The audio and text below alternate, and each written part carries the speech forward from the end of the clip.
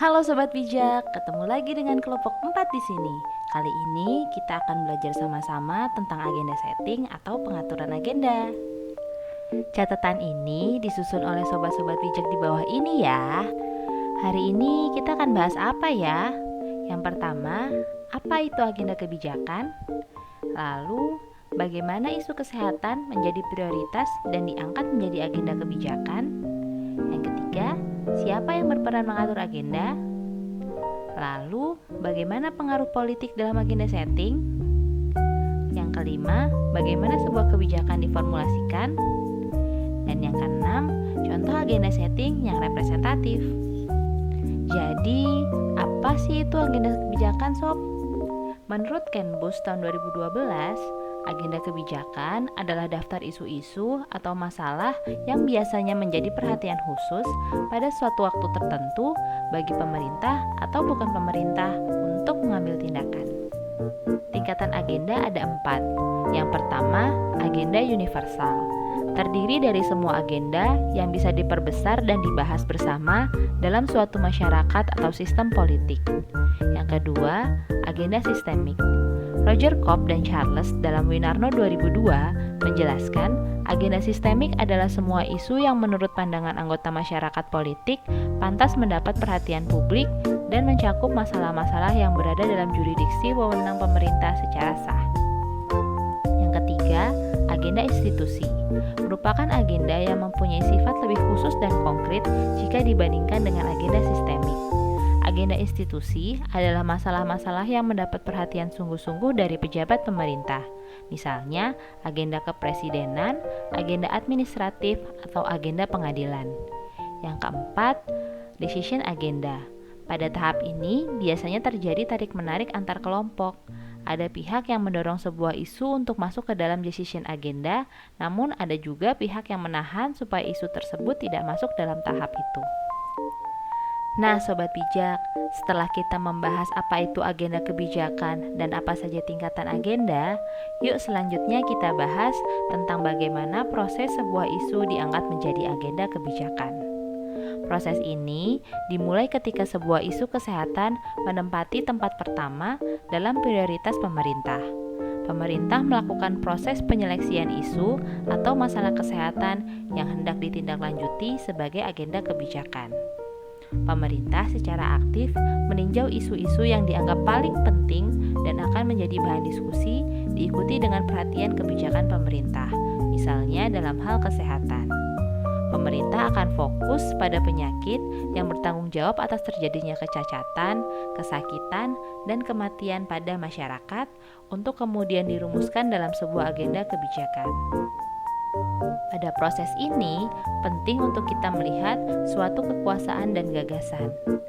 Kekuasaan dianggap penting karena melalui kekuasaan aktor-aktor kebijakan, sebuah isu kesehatan dapat diangkat ke publik dan dijadikan sebagai agenda kebijakan. Faktor lainnya yang dianggap penting adalah gagasan. Gagasan dianggap dapat mengenali suatu masalah yang harus ditanggapi oleh pemerintah, khususnya isu kesehatan, dengan melibatkan definisi apa yang disebut dengan normal dalam masyarakat dan apa yang demikian disebut penyimpangan yang tidak dapat diterima oleh masyarakat. Selanjutnya, kita akan membahas dua model teoritis yang berhubungan dengan agenda setting. Yuk disimak sama-sama di slide selanjutnya, Sob. Nah, sekarang kita sampai pada pembahasan model teoritis dalam agenda setting nih, Sob. Ada dua model teoritis yang akan kita pelajari kali ini, yaitu model Hall dan model Kingdon. Yuk, ikutin aku ngebahas satu-satu ya. Yang pertama, model Hall. Model ini menjelaskan bahwa sebuah isu strategis atau masalah publik akan masuk ke dalam agenda setting pemerintah melalui 3 proses, yaitu analisis keabsahan, kelayakan, dan dukungan yang tinggi. Nah, pada model ini, Hall menjelaskan proses analisis sebagai berikut. Yang pertama, keabsahan atau legitimasi.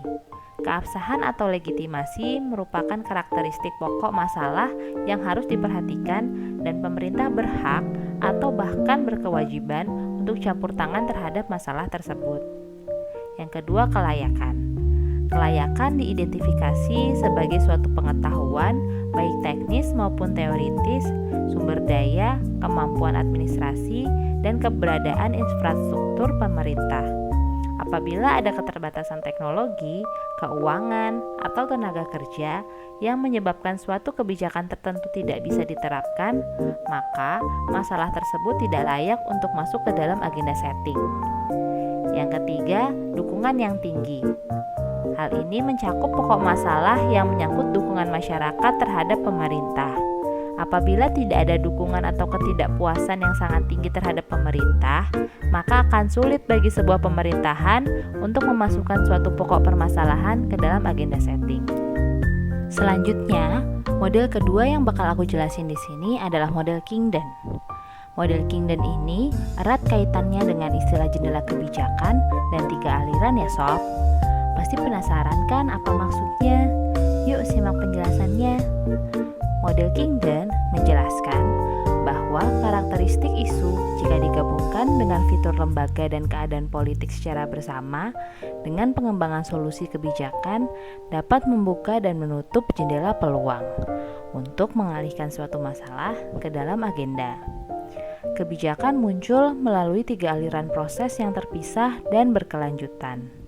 Adapun 3 aliran tersebut adalah masalah, kebijakan, dan politik. Yang pertama, aliran masalah. Aliran ini mengacu pada persepsi masalah sebagai masalah publik yang membutuhkan tindakan pemerintah dan dipengaruhi oleh upaya pemerintah sebelumnya untuk menanggapinya. Yang kedua, aliran kebijakan. Aliran ini terdiri dari analisis masalah yang sedang berlangsung dan solusi yang diusulkan mereka bersama dengan perdebatan seputar masalah tersebut serta kemungkinan tanggapan yang akan muncul. Yang ketiga, aliran politik. Aliran ini beroperasi secara terpisah dari 2 aliran lainnya dan terdiri dari peristiwa-peristiwa seperti perubahan suasana hati nasional, perubahan pemerintahan, dan kampanye oleh kelompok-kelompok kepentingan.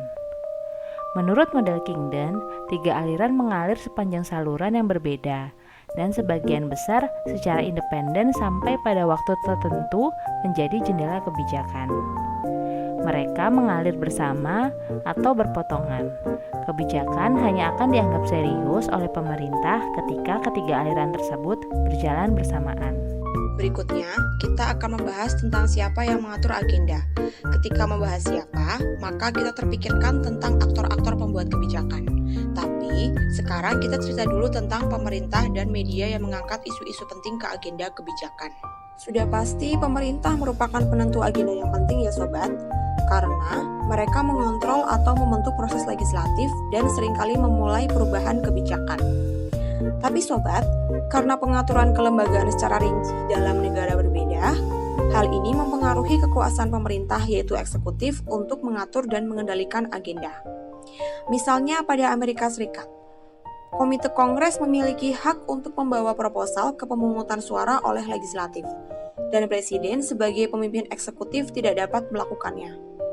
Berbanding terbalik dengan Inggris, pemerintah eksekutif sebagian besar memulai dan mengontrol proses ini, sehingga memberikan pengaruh pemerintah jauh lebih besar atas agenda kebijakan. Jadi, bagaimana pemerintah fokus dalam memilih begitu banyak persoalan? Menurut Hackwood and Gunn, pemerintah seharusnya melakukan program aktif pencarian pokok persoalan sebagai bentuk antisipasi masalah untuk meminimalisasi konsekuensi yang merugikan atau untuk mencegah krisis. Peran agenda setting media sangat diperlukan juga sobat, karena isu dapat menimbulkan opini dan pandangan masyarakat. Apalagi, berita perkembangan kasus biasanya selalu diikuti oleh masyarakat sehingga memerlukan kebijakan segera dari pemerintah dalam mengatasinya. Menurut Ken Bius, selain berfungsi sebagai media informasi, sosialisasi, keabsahan atau menciptakan kepercayaan dan mekanisme propaganda, media juga berfungsi mengkritik jalannya pemerintahan dan kondisi masyarakat, serta memperkenalkan perspektif-perspektif baru pada masyarakat. Namun, fungsi dari media sendiri juga bergantung bagaimana sistem politik di suatu negara ya sobat. Selanjutnya, kita bahas bagaimana pengaruh politik dalam agenda setting ya sobat. Kemampuan kelompok-kelompok baik sendiri-sendiri atau berkoalisi untuk mempengaruhi kebijakan tidak sesimpel siapa yang membuat argumen paling persuasif, tapi berkaitan dengan kekuasaan. Sobat bijak tentu masih ingat dong pembahasan kita sebelumnya tentang kekuasaan. Schneider berkata, semua bentuk organisasi memiliki bias dalam hal mengeksploitasi suatu konflik dan menekan konflik-konflik lainnya karena organisasi adalah mobilisasi dari bias. Yang berarti, beberapa isu akan lebih dapat menggapai agenda karena bias sistem politik yang memperbolehkannya untuk diangkat. Ketika isu lain yang menurut bias sistem tidak cocok untuk dipertimbangkan secara politik. Lalu, politik juga dapat berpengaruh melalui metafora aliran Kingdon yang tadi sudah dibahas sob. Ada yang disebut policy entrepreneur yang merupakan pemain-pemain kunci pada arus politik yang bekerja untuk mengaitkan solusi kebijakan tertentu kepada masalah tertentu. Dan dalam waktu yang sama membuat kesempatan politik untuk beraksi. Seperti membawa pembeli, penjual, dan barangnya pada satu waktu agar perdagangan bisa terjadi. Biasanya, pada saat-saat perubahan pemerintahan setelah pemilu atau peristiwa penting formal dalam suatu proses politik. Lalu, pengaruh politik juga berkaitan erat dengan struktur tata kelola global, layaknya sistem pemerintahan suatu negara, sobat. Karena, hal ini menentukan derajat untuk norma dan institusi mana yang beroperasi pada sektor yang menyediakan wadah untuk aksi kolektif yang efektif. Nah, sobat bijak, setelah mengetahui bagaimana caranya untuk agenda setting, sekarang bagaimana sih caranya formulasi kebijakan? Pertama, kita perlu memahami bahwa karakteristik peran pemerintah terdiri dari kemampuan otonomi dan kapasitas pemerintah. Otonomi merupakan kemampuan pemerintah untuk menolak dorongan oleh kelompok yang memiliki kepentingan pribadi dan untuk beraksi adil dengan menjadi penengah dari konflik sosial. Lalu, kapasitas merupakan kemampuan pemerintah untuk membuat dan implementasi kebijakan. Bentuk sistem dalam pemerintahan yang berbeda akan mempengaruhi otonomi dan kapasitas yang dimiliki pemerintah. Contohnya, sistem federal versus negara kesatuan. Sistem federal memiliki minimal 2 level pemerintahan dengan tingkat kekuatan hukum dan kebebasan yang sama. Kekurangannya karena ada 2 penguasa, jadi sulit untuk membuat keputusan tertentu. Sistem negara kesatuan memiliki 1 level pemerintah terpusat. Contoh lain adalah sistem pemilihan mayoritas versus proporsional. Dalam sistem mayoritas, kandidat dari berbagai partai politik berkompetisi untuk pemilihan distrik daerah yang sering dikenal sebagai daerah pemilihan atau konstituen. Dalam sistem proporsional, jumlah kursi yang didapatkan partai politik ditentukan dari bagiannya dalam voting nasional. Sekarang, yuk berkenalan dengan 3 lembaga yang terlibat dalam formulasi kebijakan. Pertama, lembaga eksekutif dan legislatif. Lembaga legislatif adalah perwakilan rakyat. Mereka merupakan pembuat rancangan dan perundang-undangan. Sedangkan lembaga eksekutif adalah pemimpin negara. Legislatif memiliki 3 fungsi formal, untuk mewakili rakyat, mengubah atau membentuk peraturan, dan untuk pengawasan lembaga eksekutif. Kedua lembaga ini saling berhubungan dan memiliki hubungan timbal balik. Legislator dapat melakukan identifikasi masalah dan mengajukan perubahan pada rancangan undang-undang. Namun, lembaga eksekutif umumnya memiliki sumber informasi, finansial, dan daya manusia yang lebih banyak dibandingkan lembaga legislatif, sehingga lembaga eksekutif juga dapat inisiasi formulasi kebijakan. Meski demikian, keputusan akhir untuk formulasi kebijakan tetap berada pada lembaga legislatif. Kedua, lembaga birokrasi. Birokrasi merupakan petugas resmi pemerintah yang mengatur administratif dari pemerintahan yang disebut sebagai pegawai negeri. Peran birokrasi lebih dari sekedar manajemen formulasi kebijakan pada berbagai area kebijakan, namun juga melakukan tugas delegasi dari eksekutif. Pegawai negeri juga memiliki pengaruh dalam formulasi kebijakan karena pengalaman, keahlian, dan pengetahuannya. Kebanyakan birokrat tidak berubah dan tetap ada, berbeda dengan kementerian dan pemerintahan yang dapat sewaktu-waktu berganti orang. Pengaruh lembaga birokrasi ini cenderung lebih menghasilkan dan didengar oleh lembaga eksekutif dan legislatif pada isu yang memiliki politik yang rendah.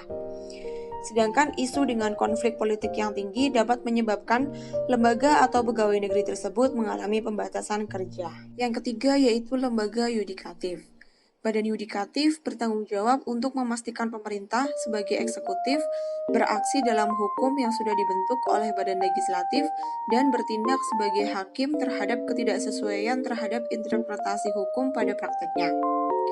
Sebagai contoh, pada sistem parlemen, badan eksekutif dipilih dari anggota legislatif. Eksekutif akan terus bertahan selama didukung oleh mayoritas anggota legislatif. Sedangkan pada sistem presidensial, eksekutif, yaitu presiden dan tim, terpisah dari badan legislatif, dipilih terpisah oleh rakyat, dan tidak membutuhkan dukungan mayoritas anggota legislatif untuk memerintah. Hal ini menyebabkan lembaga eksekutif sering tidak sesuai dengan peraturan atau terdapat konflik pribadi dan tidak menjalankan kebijakan. Dari sini, dapat terlihat bahwa terdapat peran timbal balik antara eksekutif dan legislatif yang digambarkan dengan lingkaran yang terus berputar. Maka dapat disimpulkan, meski kebanyakan negara memiliki legislatif yang membentuk kebijakan, fungsi utamanya adalah untuk debat dan penentuan pengajuan kebijakan yang datang dari eksekutif. Pada berbagai sektor kebijakan, eksekutif yaitu kementerian dan birokrasi yaitu pegawai negeri memiliki sumber daya dan posisi untuk mengontrol apa yang masuk dalam agenda kebijakan dan mana yang diformulasi ke dalam kebijakan. Dengan legislator pada peran pendukung, terutama pada sistem parlementer. Karena politisi sangat sering berubah, birokrasi yang permanen dapat memiliki kekuatan yang signifikan pada formulasi kebijakan. Namun secara umum, politisi menginisiasi formulasi kebijakan pada area pertimbangan politik yang mayor. Halo Sobat Bijak, kelompok kami mengambil contoh isu permohonan pelegalan ganja medis yang akhirnya menjadi agenda yang dibahas di tingkat pemerintah dan lembaga. Begini kisahnya. Ya, Juni 2022, permohonan pelegalan ganja medis menjadi sorotan publik usai aksi seorang ibu bernama Santi Warastuti menyuarakan aspirasinya di acara Car Free Day DKI Jakarta. Hal tersebut dilakukan Ibu Santi demi pengobatan sang anak, Pika, yang mengidap cerebral palsy atau kelumpuhan otak dan kerap mengalami kejang setidaknya 2 kali dalam seminggu. Ibu Santi mendapat dukungan dari selebritas-selebritas Indonesia dan masyarakat sehingga viral di media sosial. Kami akan mengupas bagaimana kisah Ibu Santi ini diangkat oleh berbagai macam pihak yang akhirnya menjadi agenda kebijakan kesehatan. Ada 3 pendekatan yang berdasarkan tingkatan agenda, berdasarkan model pengaturan agenda oleh Kingdon, dan pembahasan siapa yang berperan dalam mengatur agenda, apakah pemerintah atau media massa. Mari kita bahas bersama. Yang pertama, berdasarkan tingkatan agenda. Kita sudah belajar bahwa terdapat 4 tingkatan dari agenda universe sampai sebuah isu menjadi decision agenda. Di tingkat global atau universe, dunia kesehatan sedang berlomba-lomba mencari pengobatan yang lebih efektif untuk menjadi treatment dari berbagai penyakit. Khususnya tentang ganja, beberapa negara seperti Amerika, Australia, dan Thailand pun sudah melegalkan ganja medis. Di tahun 2020, keputusan Komite Narkotika PBB pun sudah mencabut ganja dari daftar narkotika. Semua hal ini, dalam tanda kutip, membuka peluang untuk lebih mendukung permohonan pelegalan ganja medis di Indonesia. Di bagian sistemik agenda, Ibu Santi yang sedang berjuang untuk pengobatan anaknya disupport oleh penyanyi Andin dan akhirnya melalui medsos kasusnya viral dan tertangkap oleh radar pemerintah. Terdapat simbol di dalam agenda ini, yaitu seorang ibu yang sedang berjuang untuk kesehatan anaknya, sehingga membuat suara dukungan semakin membesar. Hal ini membuat masyarakat mendorong pemerintah untuk mencari solusi untuk Ibu Santi. Kemudian di tingkat institusional agenda, bidang legislatif yaitu DPR dan eksekutif yaitu pemerintahan yaitu presiden merespon. Hal ini membuktikan bahwa agenda ini sudah menjadi agenda institusi untuk dianalisa lebih lanjut. Selama pembahasan terdapat pihak yang pro seperti DPR, partai politik, dan yang kontra yaitu pihak yang tidak setuju seperti ID, para peneliti, dan juga kementerian dan lembaga. Akhirnya di tingkat decision agenda pada Juli 2020, Mahkamah Konstitusi menjadi kunci untuk terjadinya perubahan dari kebijakan membuat keputusan penolakan pelegalan ganja medis.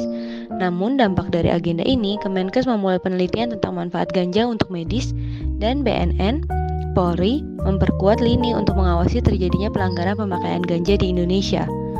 Wah, luar biasa ya prosesnya. Tapi ini belum selesai. Jangan berkurang dulu semangatnya ya Sobat Bijak, karena masih ada 2 pendekatan lainnya. Sekarang pendekatan yang kedua. Kami ingin membahas agenda ini dari model Kindon yang menekankan karakteristik isu jika digabungkan dengan fitur lembaga dan keadaan politik secara bersama dengan pengembangan solusi kebijakan dapat membuka dan menutup jendela peluang untuk mengalihkan suatu masalah ke dalam agenda. Yang pertama, aliran masalah. Sebenarnya perjuangan Ibu Santi bukan yang pertama, namun di tahun 2020 ada juga Ibu Dwi yang ingin melegalkan ganja medis untuk pengobatan anaknya. Masalah ini terus bergulir sampai menjadi viral. Hal ini juga didukung karena ada negara-negara yang sudah melegalkan ganja menjadi obat medis. Kedua, aliran kebijakan atau fase analisis masalah.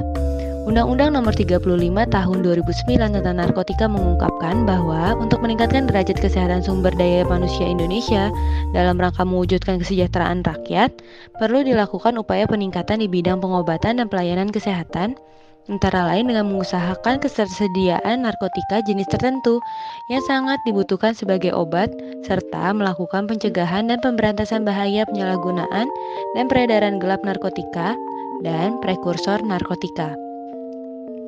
DPR memanggil Ibu Santi dan juga mengadakan gelar pendapat dengan berbagai pakar-pakar kesehatan seperti ID, Kemenkes untuk mendengar dari berbagai sisi termasuk analisis peraturan ganja di Indonesia. Yang ketiga, aliran politik. Terdapat beberapa aktor yang pro dan kontra seperti yang sudah dijelaskan sebelumnya. Dukungan masyarakat lewat media sosial juga membantu supaya isu ini menjadi agenda. Ketiga aliran ini bertemu di saat yang tepat, sehingga akhirnya terdapat peluang untuk membuka isu ini menjadi agenda kebijakan. Meskipun akhirnya MK menolak permohonan, namun agenda ini berhasil membuat terobosan di bidang penelitian dan penguatan keamanan terkait penyalahgunaan ganja. Pembahasan ketiga, siapa yang men-setting isu ini menjadi agenda pembahasan di tingkat negara? Kelompok kami menyimpulkan bahwa peran media massa sangat besar untuk menjadikan isu ini menjadi agenda yang diperhatikan oleh pemerintah. Simbol yang muncul seorang ibu yang sedang berjuang untuk anaknya yang sangat dekat dengan alasan kemanusiaan menjadi simbolnya. Setelah isu ini mencuat, agenda ini dibahas oleh pemerintah, berbagai lembaga lintas sektor, kementerian, dan juga para pakar. Demikian pembahasan topik agenda setting ini. Seru sekali ya Sobat Bijak. Semoga contoh ini dapat membantu teman-teman semua dalam memahami proses dari sebuah isu kesehatan menjadi sebuah agenda kebijakan. Sekian catatan agenda setting dari kami, kelompok 4, undur diri. Terima kasih Sobat Bijak. Ini daftar pustakanya. Sampai jumpa lagi Sobat.